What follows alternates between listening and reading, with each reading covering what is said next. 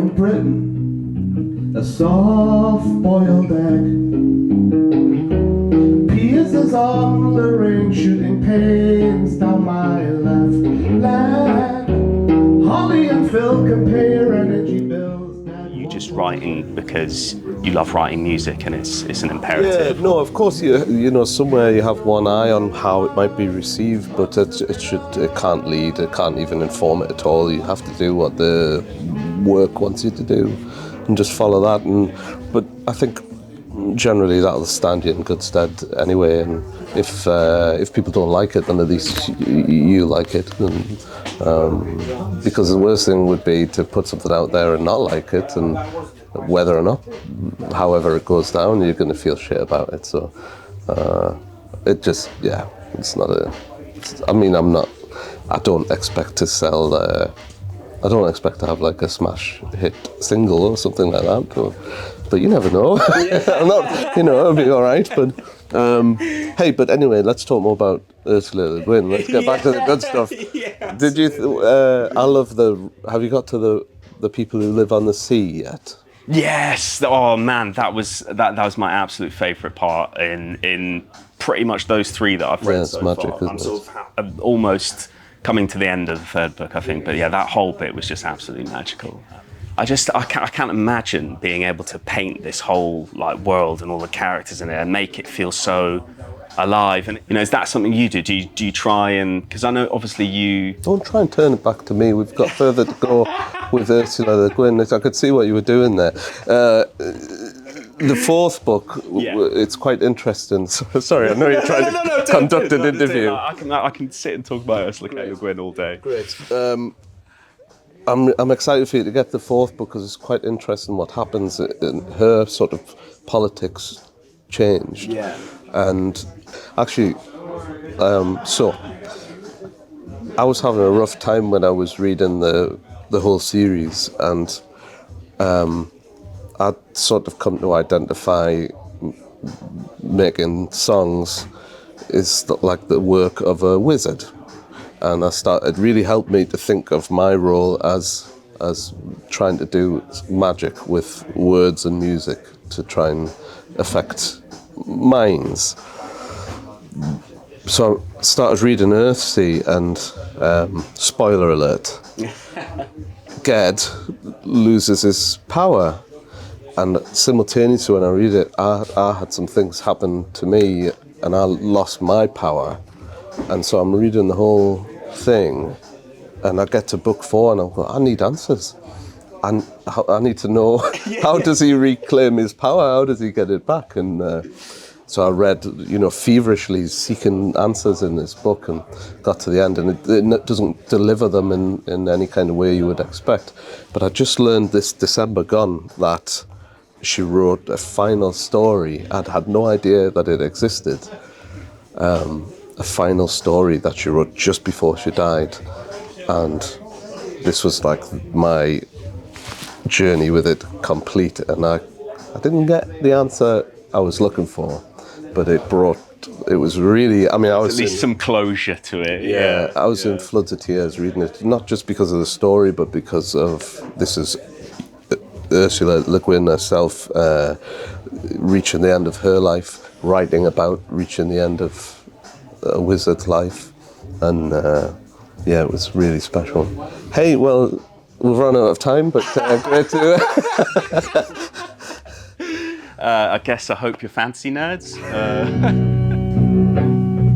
A drawing tablet with a 30-inch screen, a Hogan stainless steel espresso machine. Well, we should probably talk about some records that you've picked for us. So, got MF Doom, Food. Just telling all their business, sit in the court and be their own star witness. I think the breaking conventions thing probably to me feels like the most kind of obvious link there. As I said, he's not a gangster rapper. He doesn't try and portray himself as a gangster rapper. He doesn't want to be taken very seriously, I think, in some ways, and uses that to his advantage. Yeah. Well, it's a good thing. Like, I think about like like, I think about Bob Mortimer a lot. And I know he is like firmly in the comedy genre, but it's like, he's just so himself. Yeah. And that's inspiring, and he's got the same quality. What I've sort of found, because I'm dealing with songs, is like the funniest lines in my songs are like always the saddest ones. It's always that way. But yeah, like learning from this, from Bob Mortimer, from lots of places, not to shy away from, like, I can't pretend not to be daft. You know what I mean? Like, I've just got a really daft sense of humour, so Got to lean into it. yeah. And I think probably when you're a bit younger, as this, you know, and involved with songs, you sort of you somehow maybe hold yourself a bit more seriously. Oh, definitely. Yeah, I can totally see that. But then you just realise when you become a middle-aged fart that there's no sense to that. 5 seconds away from that. But I'll bring it up at Christmas and other family occasions because I think it's totally amazing. Before you came here, I was frantically researching on my phone just so I would seem a bit more confident. And well, I was just thinking back to when the news of his death broke, and just not really appreciating what we had. You know, Always the way. So tragic. It was gone too soon, and then it was swiftly followed by the news of Sophie dying as well. I was going to pick Sophie's record, but that was just like that double whammy was just Hit you hard. yeah. Well, a little bit like David Lynch just dying now, like two absolutely unique musicians and just gone. Yeah. So that was kind of part of the reason I was thinking about Doom as well, in the sort of refracted light of David Lynch's passing as well. Just these visionaries. It's Yeah, sad to see them go for sure. So young as well. yeah. But hey, check this one out. But also check out Born Like This, because it's absolutely amazing. That track sells off Born Like This. It's a good and it's a good record as well. Yeah. All right, record number 2. Let's have a look. Hey, I woke up a bit there, didn't I? Maybe a bit much. Maybe a bit much. Dial it down. Couple notches down now. Cool. So we've got. I mean, this is a bit of a classic, really. Harvest by Neil Young.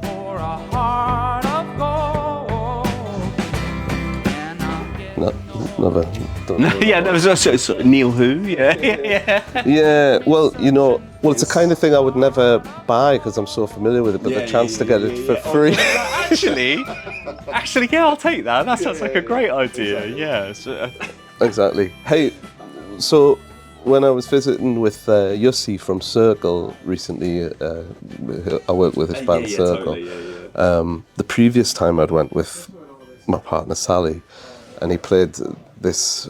We were there for like a week, and he just played one CD in the car the whole time by a Finnish punk band, Epu Normali. Okay. Probably only played like 3 songs just on repeat, and it was fantastic. Just the whole time too, yeah. So I wondered what he would be playing when I was just there a couple of weeks ago, and it was Neil Young Harvest. So that spinning round and round just put it right back, and you start to, you know, it's a great technique because you start to listen deeper and deeper into the small moments, and you know, when we had Alabama like 8 or 9 times in one day. Yeah. And by the end, it's like, oh my God, this is.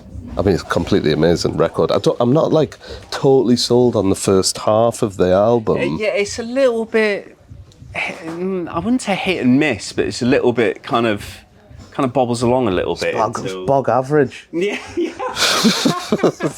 Just absolutely roasting Neil Young. No, it's fantastic. Okay, last but not least, we have. Okay, so we've got Mount Eerie, Night Palace. Should I hold it, or should you hold it? I don't mind. We can vote. I don't really know the record. I just heard a few bits online, but I really like Mount Eerie. I think I'm really inspired by him from afar. Tempted to let go and see if you. But I don't know. But yeah, I wasn't really sure who was holding on to it there. It was like a bit like a Ouija board. No, but he's fantastic, and someone like what he works with songs, but it's like so far away from where I'm working with songs. But I love the way he records things, very home. The drums are really rough, and he leans into the kind of not mistakes, but these wobbles, and he will emphasise those. Just rolls with it. Yeah. And he's very determined in his sort of gloominess. It's very amazing. I mean, the Wind's Poem. Do you know that album? By Mount Eerie? Yeah. No, honestly, I hadn't listened to a lot of him before it came up as one of your selections. Yeah, please. It's really nice, and it's like Wind's Poem was like had this strong black metal influence on top of his kind of very like doer songwriting. Yeah. This one and No Flashlight is another beauty. It's just got great atmosphere and lovely direct words, and his voice is, he's like he's a true friend. Yeah, totally. It's quite a. The parallels that I could draw here. So it's a 26-track album. Bloody hell! Yeah, Can I pick? I might pick something else. Just to double check, but